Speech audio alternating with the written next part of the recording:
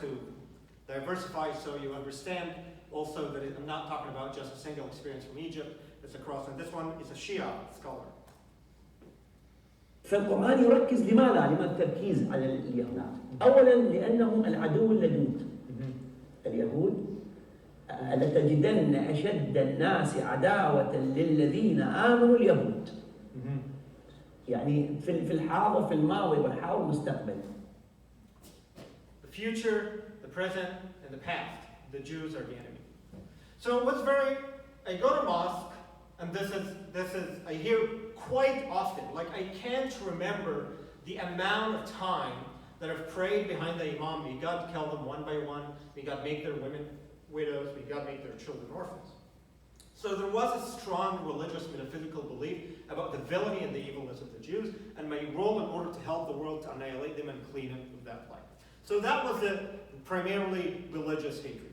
Also, it was quite extensive. Anti-Semitism was quite extensive in political discourse. This example was a video for Mohammed Morsi. Dr. Mohammed Morsi, if you're not familiar with him, he's a former president of Egypt. He was actually elected democratically in the first democratic election after the Arab Spring, and this was one of his most famous sermons. The warmongers, the descendants of apes and pigs, these bloodsuckers who attacked the Palestinians. So anti-Semitism was also very prevalent in political discourse. If not the Muslim Brotherhood, the state, mainly it's the military state wouldn't say this directly, but there would be a lot of suggestion. It would be very suggestive. Like military officials will say, or the state officials, even during Mubarak times, we have a lot of enemies around us, they are conspiring about us. They wouldn't say the Jews, but it was understood what they mean. So it was also used as political discourse, even as entertainment. This is a bestsellers show in Egypt, and on there is the Protocols of Zion, the forged document, the supposed plan of the Jews to take over the world. It was a very entertaining book that actually was converted into several TV shows in Egypt and in Lebanon. Actually, in 2002, the biggest TV show of the year was about the Protocols of Zion, and it was extremely popular. So anti-Semitism is also becoming entertainment.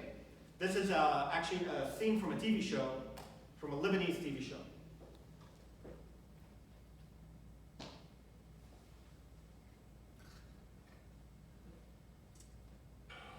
اصلا نحن في عندنا مهمه القياده ولازم ننفذها بسرعه. ايه؟ شو هي؟ اسمع، بدنا دم طفل مسيحي قبل الفصح مشان نفطير. So it's not even enough to have our own form of anti-Semitism.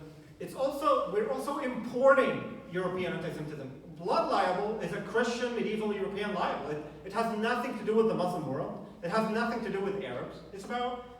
The main victim of it is a Christian child. But we also imported that, and we made an entire TV show about that, the blood libel. So this is how vile anti-Semitism is. It's a complete social neurosis.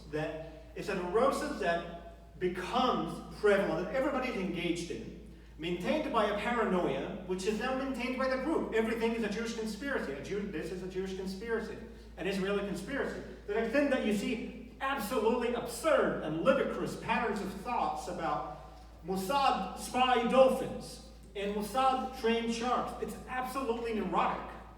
It's hilarious in a way, but I actually saw this when I was little, and I thought it was true, like many, many others.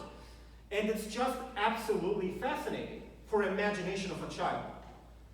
Think about this for a second. Imagine that you were born in a world that believes in a supervillain. Let's take any supervillain from popular culture. Count Dracula, Darth Vader, Lord Voldemort. You were born in a world, and you're a child that believes that Lord Voldemort is real.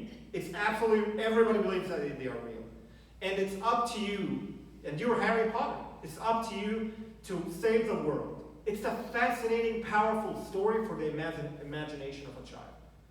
It's absolutely powerful, and this is why ultimately we explain reality to children using fairy tales, because children have such a powerful imagination that they can identify with it. So the story of the world, as we're the good people of Middle Earth, and the Jews are the dark forces of Mordor. that we have to clean the world from was absolutely powerful, and I loved it as a child. I was obsessed with it. تمام فده I was obsessed with it. They said that this was my favorite book series. It's a book series for teenagers. It's very famous in the Arab world. It's called Man of the Impossible. It's about this Muslim superhero who travels all over the world to foil Jewish conspiracies. There are like hundreds of it. There are like books in, he goes to Tokyo, he goes to Latin America, he goes to America, he goes to Arab. And as you can see, that woman on the cover is the main nemesis. His main nemesis is Sonia the Jewess. And he goes all around the world to save the world from her. And I loved it.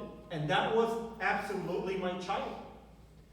Because not just books were created like this. Even since before I started to read. Even since before I learned how to read.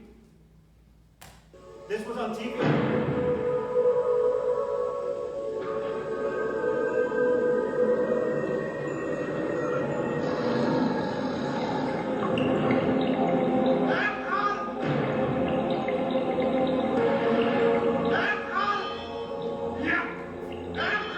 افخر بس شوي شوي لخسن عرب مسلمين يسخوا. عرب مين والناس نايمين؟ العرب والمسلمين كلنا انت الحبيب ولا يهمك.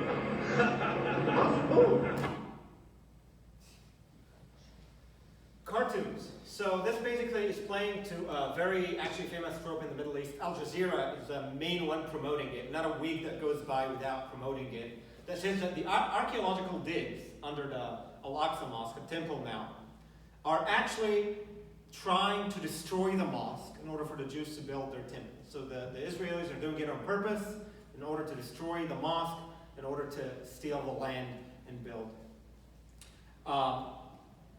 So that was absolutely obsessive. And for a child, that is extremely powerful. And I was obsessed with it. I wanted to become a superhero. I was a middle child.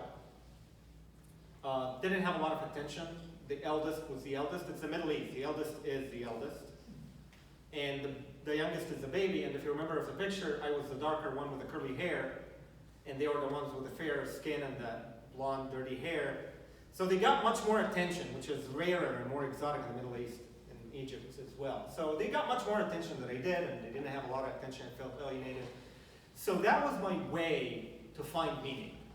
That was my way to try to gain some attention. I wanted to become the best at everything. When my mom was trying to feed us, I wanted to become the best eater. Studying, I wanted to become the best student. Hating the Jew, I wanted to become the best hater. So I really, really invested all of my emotions into this. And I got obsessed with that idea of me becoming a superhero by defeating the super Jewish villain. And it's ultimately that obsession, that indoctrination of hate, that radicalization that is responsible for this. This is very recent. This is from August 2009. It's not the only incident. It's actually quite often. This is from a security camera at the old city of Jerusalem. As you can see, there are Israeli guards, policemen, just guarding everything.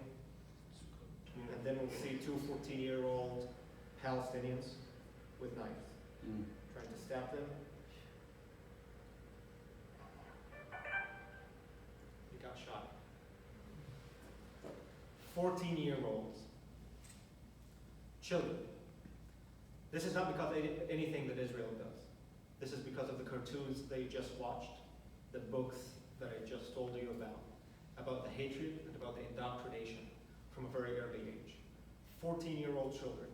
Thank God I was born in Egypt. If I was born in the Palestinian territories, I would have been one of those children because I was obsessed with killing the Jews. Those children will never have another birthday. They will never watch another movie. They will never play another video game. They will never read another comic book. They will never have a girlfriend. They will never get married. They will never go to college because of the hatred and anti-Semitism that unfortunately became a part of the natural culture of the Arab world. I'll go back to my life. I'm 14. I'm obsessed. I want to help the world. I want to save the world from the Jewish evil villains. What am I going to do? They were in Egypt. They were all the way in Palestine. I watched TV during the Second Intifada. and things like on fire, right? Al Jazeera tells you, oh, Jews are killing Muslims every day. They're killing Muslim babies, killing Muslim children. You know, and I really want to help. And I wasn't a tough kid. I didn't play soccer. You know, what do you call it? That's it, jock. I was like one of the lonely nerd kids in the background, very chubby. I wanted to become the best eater, so I ate a lot as well. So I wasn't tough. So I decided that the best thing I could do is I can go online and teach myself the dark language of Mordor, Hebrew, and that way I can decode the evil plans of the Jews, right? I can find out what they are talking about. I can help the world become a better place. So I did that. It turned out to be quite talented with languages. In a few years, I was able to read things in English and Hebrew. That was at an early stage of the internet. I want to remind you that YouTube started in 2007. Not a lot of things were in Arabic then, everything. But there were things in English and in Hebrew. So I started for the first time exploring a different narrative and a different story than the stories that have been told. I started reading the Jewish history not as a story of a super villain nation that's just all capable, that omnipresent, that can do anything they want. But what shocked me is that the story of the Jewish people is the story of a very small minority that's been hated, persecuted across history, across centuries, across the nations, and always been murdered by one nation after the other. And that's very shockingly different than the story about the supervillain nation. I started reading about the Jews not as the people who came and stole land, but as an indigenous Middle Eastern nation. Hebrew is very close to Arabic. The names of many towns and cities and rivers or hills of the region are in Hebrew names. They belong to that region. They are from the Middle East. And then I started to understand read about the modern history of the Middle East and the Ottoman Empire and the very turbulent rise of nation states in the Middle East in general. And I discovered that just the Israeli flag outdates that Palestinian flag by 2 decades. That the state of Israel is older than many other Arab states in the region. And that the state of Israel is based on secular values that do not differentiate between Arabs and Jews, and that Arabs in Israel have better freedoms and better lives than Arabs in my own home country of Egypt or any other country in the Middle East. Those realities shocked me to the bone because that was very, very different than what I thought.